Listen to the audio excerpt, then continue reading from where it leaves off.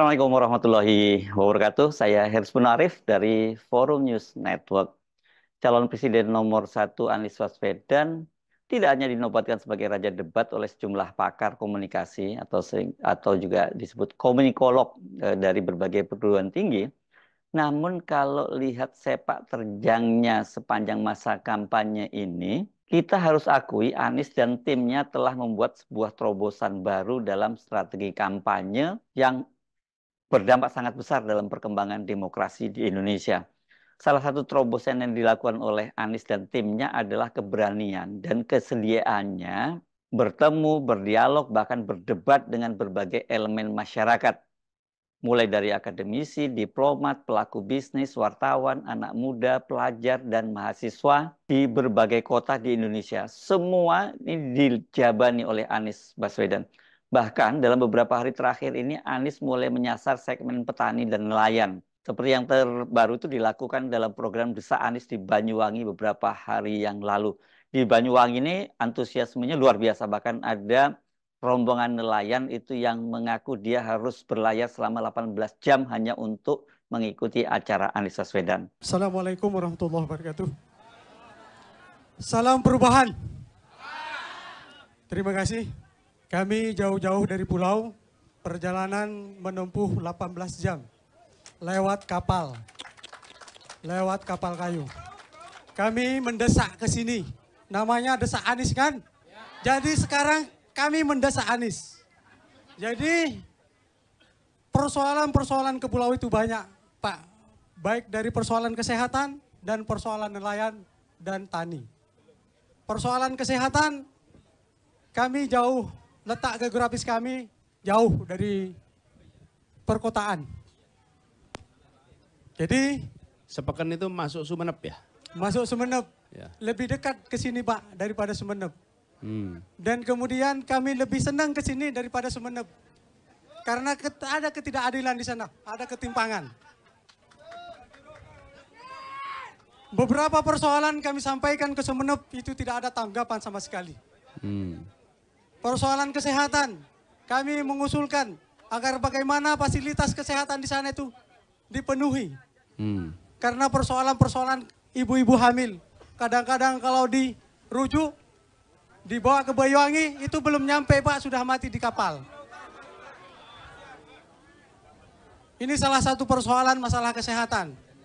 Juga kalau ada masyarakat kekurangan HB Pak, belum sampai juga ke daratan, itu mati di perjalanan. Kekurangan apa? Nggih. Kekurangan apa tadi masalah? HB.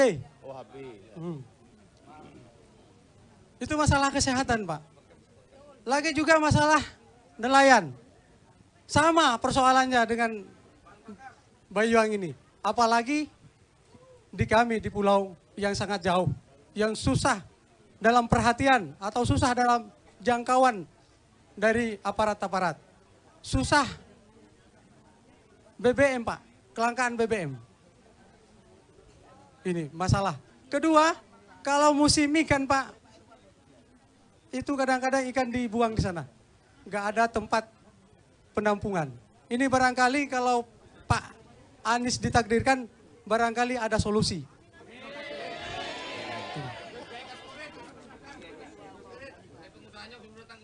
Kemudian persoalan nelayan ini Pak, banyak nelayan pendatang ke pulau kami.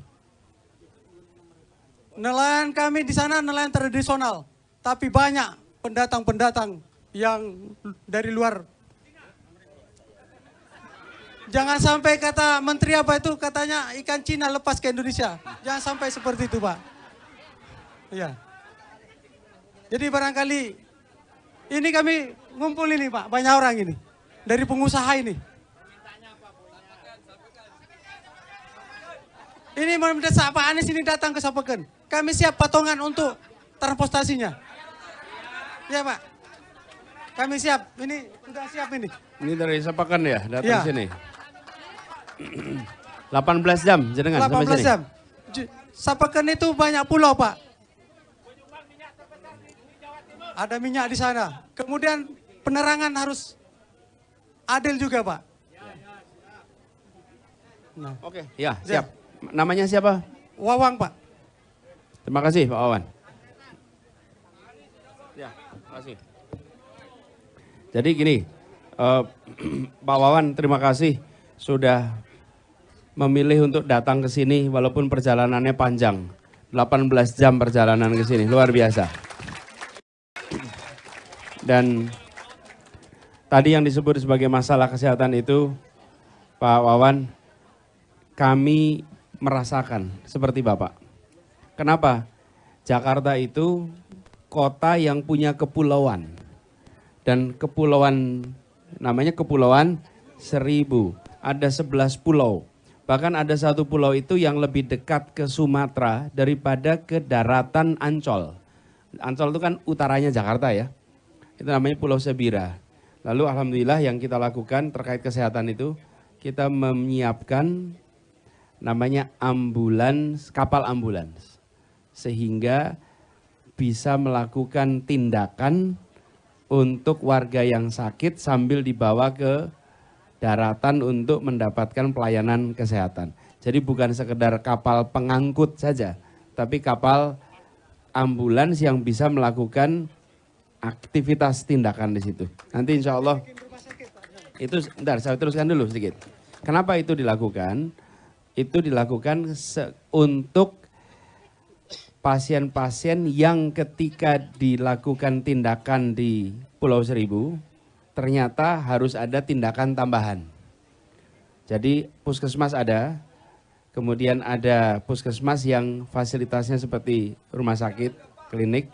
Nah itu kita miliki. Nah kalau di sana belum ada, ya itu harus dibuat juga. Jadi dibuatkan fasilitas pusat kesehatannya, bisa rumah sakit, RSUD, bisa puskesmas plus, kemudian disiapkan ambulansnya. Kemudian supaya itu bisa membuat warga di sana punya rasa tenang.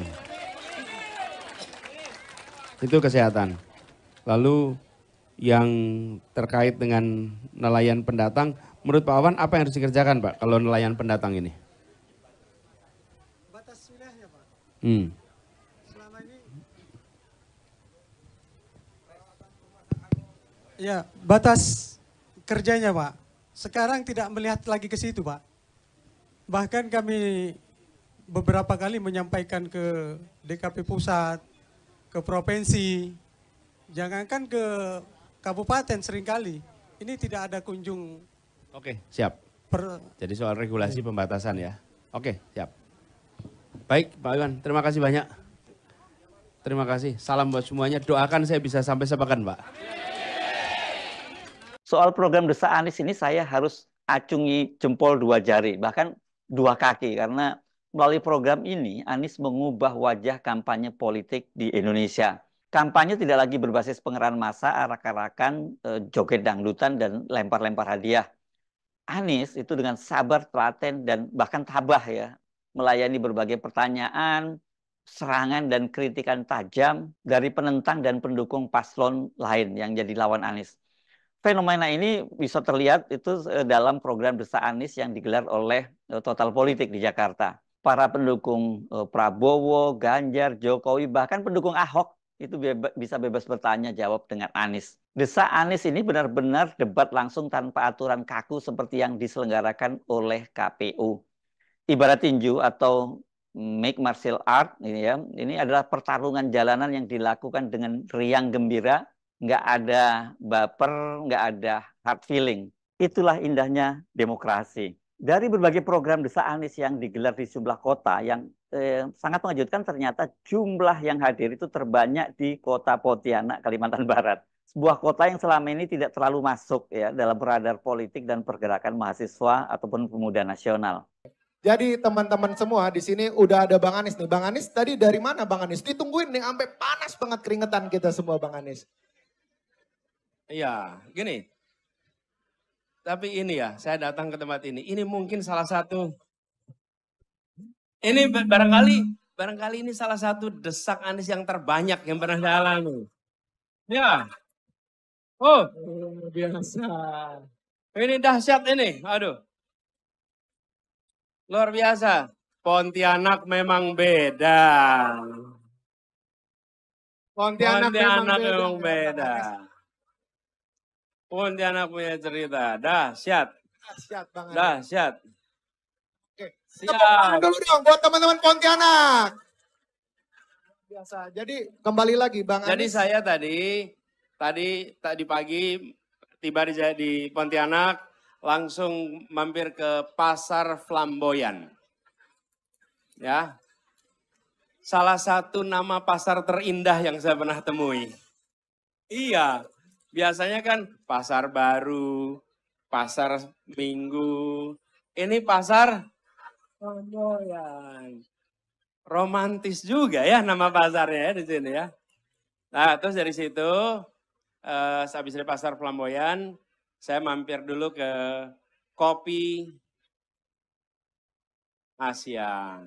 Terus selesai dari situ, mampir ke kampung. Nama kampungnya apa? Kampung Anies di situ. Dari sana kemudian kami bersilaturahmi dengan Uskup Agung, Keuskupan Pontianak. Jadi tadi ada jamuan makan siang dengan Bapak Uskup Agung, Monsinyur Agustinus Agus. Dan setelah selesai makan siang dengan Monsinyur Agustinus, langsung datang ke sini ke Desak Anies. Di media sosial saya membaca testimoni sejumlah mereka yang hadir maupun yang menyaksikan melalui siaran langsung di sejumlah stasiun televisi dan kanal YouTube. Mereka bangga melihat itu dan juga menjadi bagian dari peristiwa itu. Ada yang tadinya menyatakan biasanya malas hadir dalam kegiatan politik yang isinya cuma bagi-bagi hadiah dan juga dangdutan. Ya kalau ada orasi itu hanya bersifat monolog. Ada yang ngaku sampai merinding melihat orang bersedia berdesak-desakan, berpanas-panasan hanya untuk dengerin orang jawab pertanyaan. Ada yang menyebut mereka rela datang tanpa dibayar dan dikasih nasi bok. Dan ada yang sangat optimis kegiatan semacam itu telah membuat demokrasi Indonesia sekarang itu menjadi naik kelas. Imam Besar Masjid New York asal Indonesia, Samsi Ali, bahkan menilai program Desak Anies ini dan Selepet Muhaimin belum pernah dia temukan dalam sejarah perpolitikan dunia. Padahal dia ini kan sudah puluhan tahun tinggal di Amerika dan selama ini kan selalu jadi rujukan standar demokrasi itu ya di Amerika. Dan mendebat-debat capres di sana itu sangat menarik, kampanye dan debatnya sangat menarik. Soal Selepet Muhaimin terus terang saya belum bisa menilai karena saya memang belum nonton. Nah, terobosan Anies rupanya tidak hanya berhenti sampai di situ.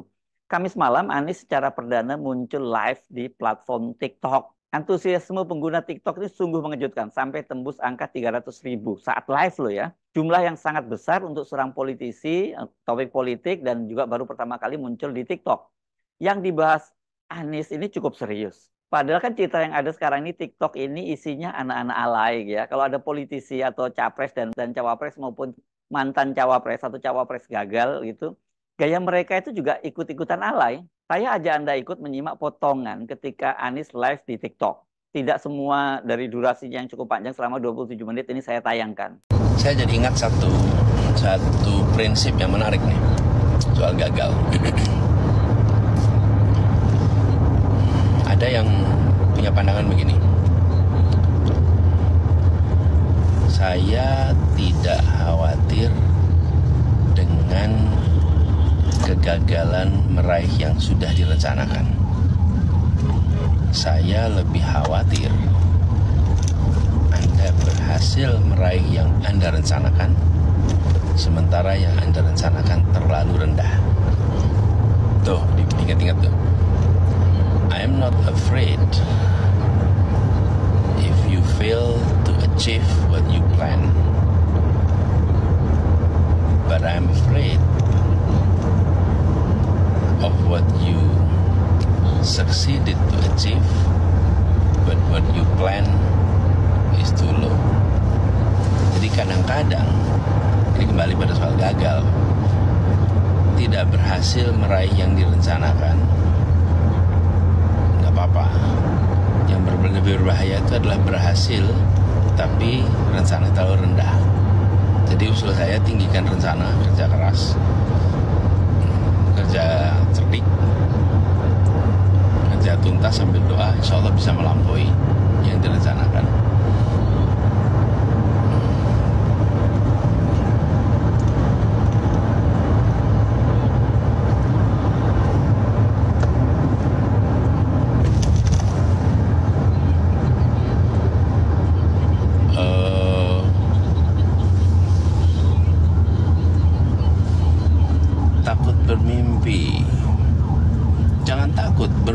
gratis loh.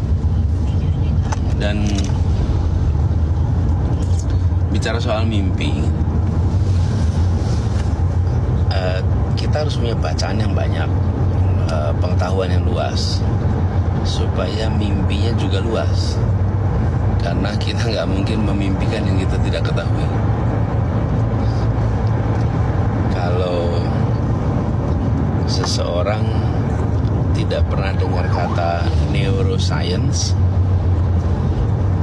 maka ya dia tidak pernah bermimpi untuk jadi neuroscience. Kalau seseorang tidak pernah mengetahui ada astronot, ya nggak pernah membayangkan cita-cita jadi astronot. Yang diimpikan, yang dibayangkan selalu yang dia ketahui. Saya ini pengen bacanya lebih leluasa, gimana ya caranya ya? Ini cepat sekali, saya mau baca udah hilang.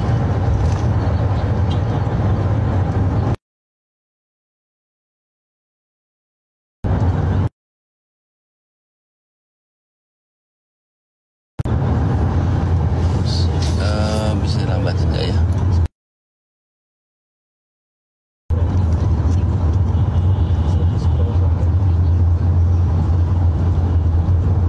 Bentar ya, sorry nih, namanya juga pemula.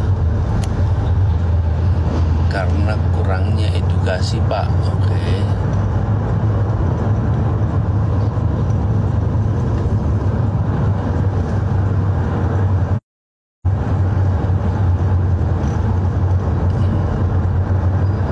Dari mimpi jadi nyata ya, memang begitu perjalanannya.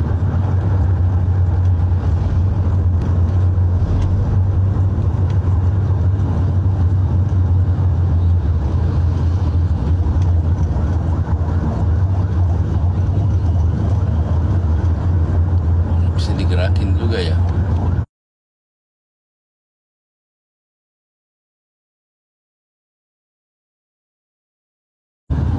Pak, keluarga saya amin garis keras sampai profil WA-nya pun foto Bapak Anies. Salam ya buat keluarganya ya. Doakan. Oh, jadi bisa digerakin rupanya ya. Iya. Jadi saya bisa scroll pakai tangan. Oh, ini info baru nih. Bentar.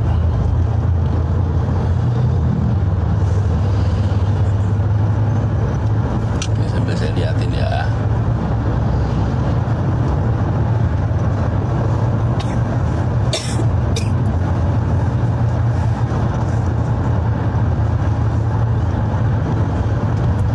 Pak, cerita tentang struggling selama Bapak kuliah.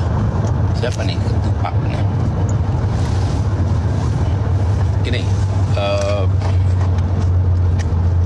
kalau kita lihat masa kuliah ya, masa belajar, kadang-kadang saya bilang gini, masa kuliah itu, masa belajar itu masa yang berat dijalani, enak diceritakan. Kalau udah lulus, nyeritainnya dengan senang hati. Tapi kalau pas lagi ngejalaninya sering berat. Gini teman-teman, saya pernah ngalamin kuliah dan tugasnya banyak sambil aktif, tapi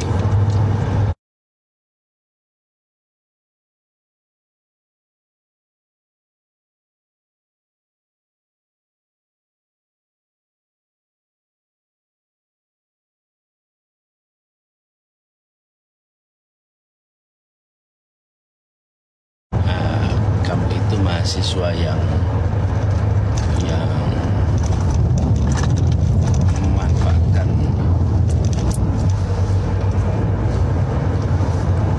memanfaatkan waktunya dengan baik, memanfaatkan suasana kemahasiswaan dengan baik, pakai alat ukur sederhana. Waktu longgar apa enggak? Kalau mahasiswa dan waktu kosongnya banyak, berarti you're in the wrong track. Kalau jadi mahasiswa dan sibuk dengan segala macam aktivitas, apapun aktivitasnya itu, maka you're on the right track. Jadi buat saya indikator paling sederhana gitu. Dan masa kuliah itu masa kita bisa mengembangkan semua potensi tanpa ada ya semua potensi lah, tanpa ada keharusan seperti ketika SMA. Jadi saya pikir buat teman-teman yang sekarang sedang kuliah, jadilah mahasiswa yang sibuk, jangan menjadi mahasiswa yang nganggur. Yang kedua, perbanyak bacaan, sering ke perpustakaan, sering pinjam buku, sering baca buku. Lalu jangan lupa sempatkan juga untuk baca semacam novel. Itu membantu membangun imajinasi.